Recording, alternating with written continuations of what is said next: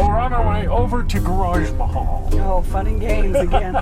We've been going over there pretty much every day. Well, what else is there to do? Well, Yeah, for some people, they'd probably, there's plenty to do, but Yeah, if you're really truly socially distancing and so. Anyway, that's what we've been doing. Right. Is working on the layout. yes, it's about time. And yes, we've done Rat Fink and we've shown you guys some other things and we've gone up to the Great Salt Lake, but we want to get you caught up on the progress on the Garden Railroad, or the large scale, because half of it's outside and half of it's inside.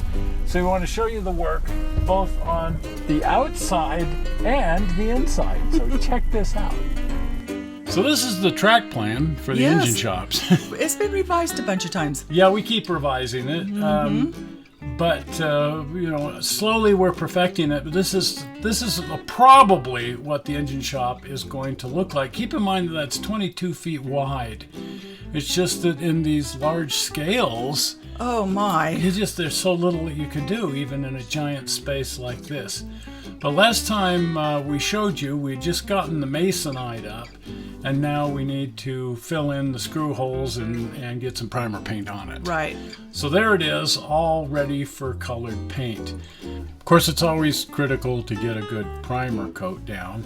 The first coat of color is house paint, Which was perfect color. which is perfect color. These are just the exterior colors we used on the garage, but it worked out perfectly for what we're doing. I can actually see the little crevasses forming in the paint. Yeah, look at that. It looks like the shadows on the mountain, as Ross would have said, that's a happy accident. But we just capitalized on it. Right. It's like if it wants to look like that, then it's going to look like that. Follow it. Follow it. Now, in the video that we did with Gil Bennett, he said the first thing you want to do is establish the horizon. Absolutely. So there's our horizon line right there. The horizon line is going to be affected by the height of your benchwork. So the higher your benchwork, the lower the horizon line. But if your benchwork is the typical 50 inches, which ours is, then the horizon line's going to land about halfway up a boxcar. There you go. Because you have to take into account the height of the benchwork and the scale that you're working in. So a smaller scale, lower horizon line, higher benchwork, lower horizon line. Now, I'd gone to the internet to seek inspiration. Oh, yay. And this is the inspiration. This is Durango with the San Juan Mountains in the distance where the train goes, and then the foreground ridges above Durango. So that's kind of, without being specific about it or anything, the look and feel that we were after here. This is the low ridge, and then there's the high ridge above it. And what we're going to be using for the actual colors on top of the house paint are these artists' acrylics. Right. They're not expensive at all. No, we get them at Walmart for 50 cents a Right. bottle. I mean, yes. We splurged and bought some slightly more expensive, but the best stuff is just this 50-cent a bottle stuff from Walmart. Right. I did find that it's really tricky mixing your own colors, so they offer 1,000 different colors. So what you want to do is to try to get the exact color in the bottle, because when you try blending the paints together, well, they dry such a different color, you have no idea what you're doing. Exactly. And sometimes it turns out, sometimes it does not. Yeah, sometimes that works and sometimes not. And then if you hit the color exactly the way you want, you'll never be able to reproduce it. So the key is try to buy a whole bunch of different colors and try to get the colors that you're actually going to need. Mm-hmm. And don't go by the bottle color, because it's going to dry a totally different color. Now keep in mind that we really don't know that much about what we're doing, and we're just we're on a wing and a prayer. Well, and something that big it's different than painting something small. It sure is, and you got to step clear back to the backside of the garage and go, is this really working or not? Fortunately, we did those 3 videos by Robbie Spangler and Gil Bennett and Steve Stribble on how to paint backdrops. And we've been watching our own videos over and over and over and over again, and actually getting their techniques and letting that guide us. And slowly, we actually started making some headway. Right. At first, it was really frustrating, but slowly you go, wait a minute, I'm beginning to see how this is going to work. Now, one of the things that all three of those guys emphasized is go dark first and then paint light into dark. And so the first coats of paint went on rather dark, and then each time we came back in, we used a lighter and lighter color to bring out the detail. And I'll be darned if that doesn't work. It does. It's especially critical with these acrylics, but pretty much any kind of painting, I guess. Exactly. That and really counting on the proverbial happy accident. Exactly. When that happens, it's wonderful. Well, because you're trying to duplicate something from a photograph or something, and you work your butt off and never get there. But as you're looking at it, you go, wait a minute, this is sort of looking like aspen trees. This is sort of looking like a railroad grade over here. Let's just go with that. Exactly. It And makes it easier. It makes it easier. And so this railroad grade was never planned. And then it's like, ooh, I'm going to put a railroad grade going up into the mountains and it'll end at a mine. But it was an accident. Now, one thing that Robbie Spangler put us onto is periodically you've got to set something in place, a structure or a train car or something, to check your perspectives. Right, because I'm working on something that big, it's not hard to get off. So the horizon line's a big help, but if you don't check periodically, you're going to have things that are too big and too small, and it'll just look wrong. These little sage brushes really show that light over dark technique. They started as just little dark blotches and then lighter and lighter colors, and look, it looks like a sagebrush. It really does. That works great. Now, man does not live by painting the backdrop alone. No, sometimes you have to take a break from something that big and go to something smaller. We were driving ourselves nuts, so you decided to carve a wood train.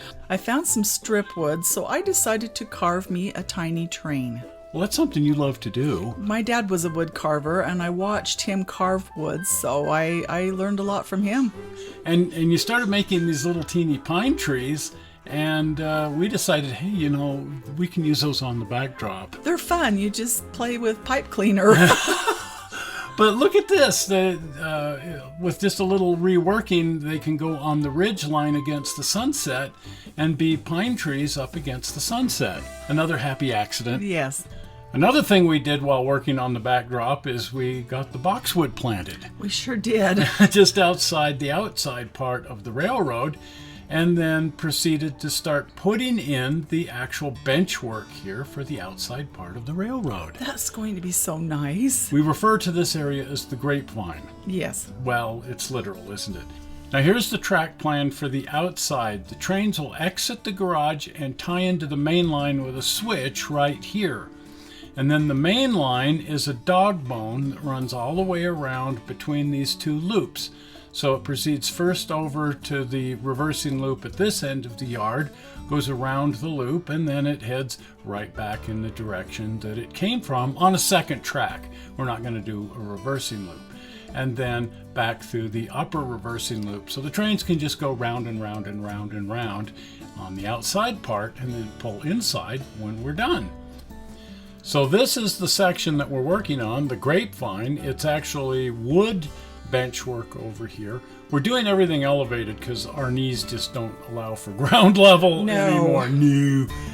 This is Seth, and he's helping us put in the wood part because, well, he's a carpenter and a framing guy and that sort of thing, and he knows how to do these things. And his knees are better than ours. And his knees are better than ours. So when all else fails, get outside help. And in this case, help outside. Yes. Video.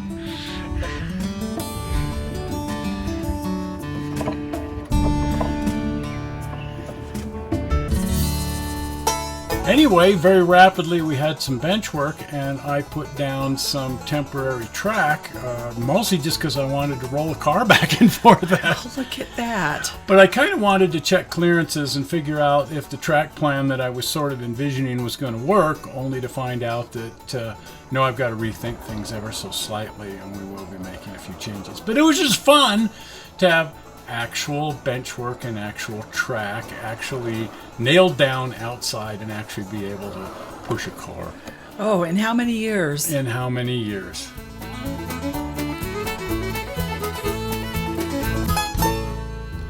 Well, anyway, back to the backdrop. These are the San Juan Mountains up north of Durango.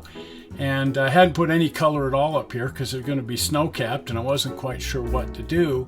So I roughed in some Purple Mountain Majesty over here to get a sense of that, and then took that even darker and went to a darker color and put in some of the basic shadows on top of the snow. And it's like, yeah, I think that's going to work.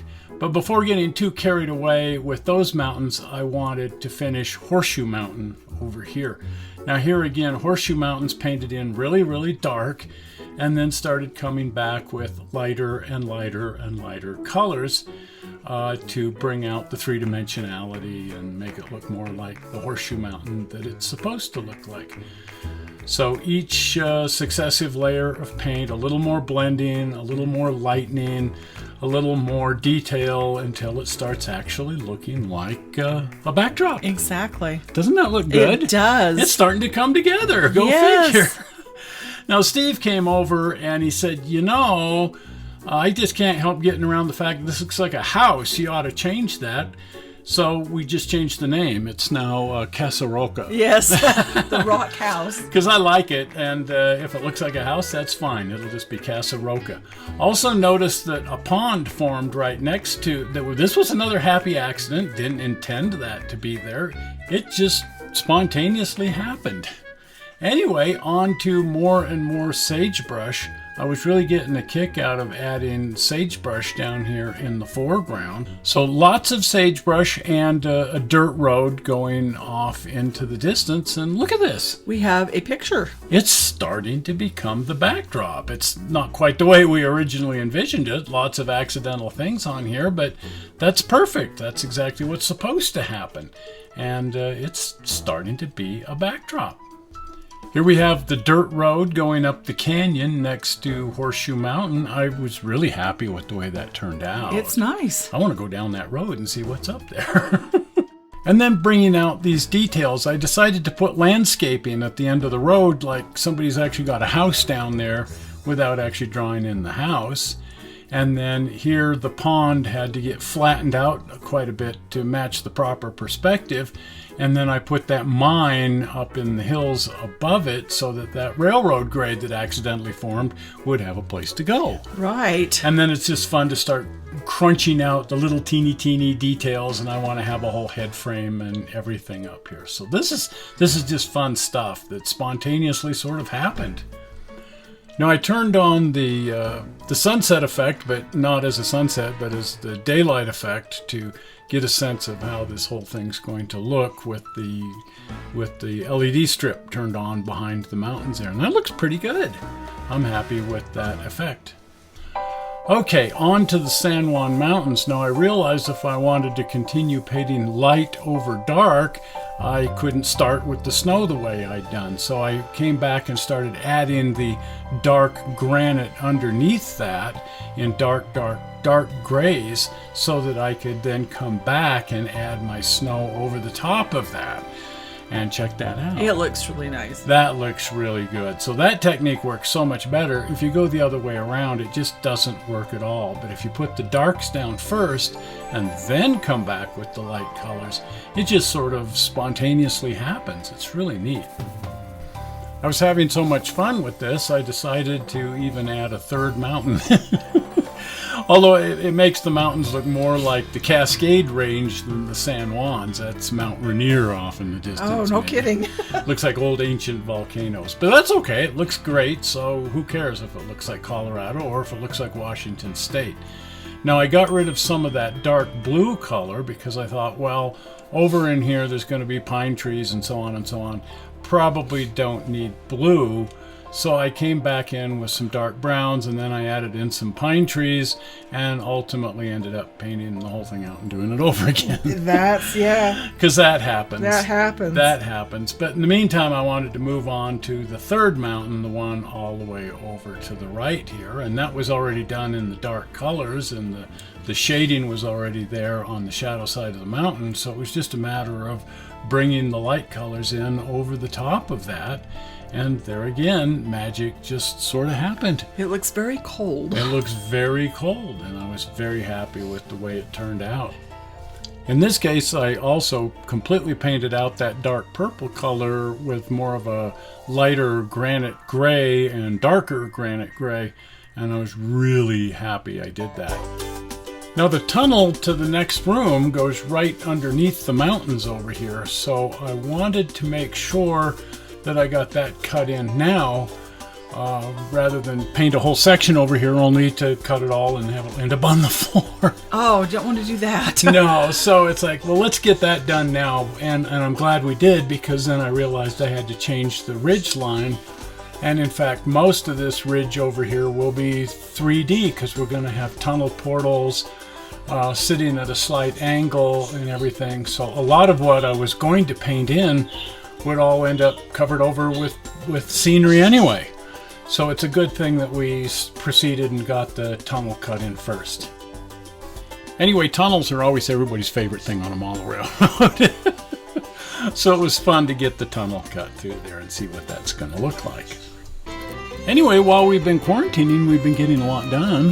Right, just some fun projects. Yeah, you got paint onto your little train over here, and that turned out really, really neat. It's about 4 inches long, that's it. Yeah. I wanted to try running it outside on the rail. Yeah, it's the monorail. There was a gauging problem, so that didn't work out very well. But fortunately, you've actually built a railroad for it, and it looks a little more appropriate. It's not a pizza box diorama, but it is a CDK's diorama. Yeah, very, very, very small. And I wanted to try messing around with the backdrop buildings that we're going to be using outside. They're Burwood Home Co. Is it? Anyway, they're vintage wall hangings from the 1970s. And we've been looking on eBay for those, and we found several, and those are going to be the backdrop outside.